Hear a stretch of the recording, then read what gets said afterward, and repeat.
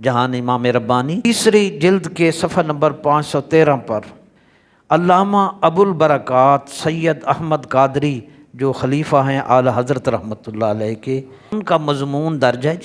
40 ارشادات امام ربانی مجدد الفسانی۔ حضرت مجدد صاحب رحمۃ اللہ علیہ نے تحریر فرمایا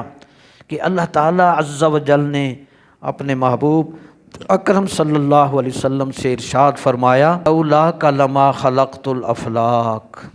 یعنی اے محبوب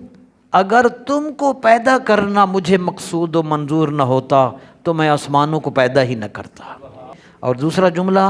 اللہ تعالیٰ نے نبی کریم علیہ السلام سے یہ فرمایا حبیب لولاک لما اظہرت الربوبیہ، اے محبوب اگر تمہارا پیدا کرنا مجھے مقصود نہ ہوتا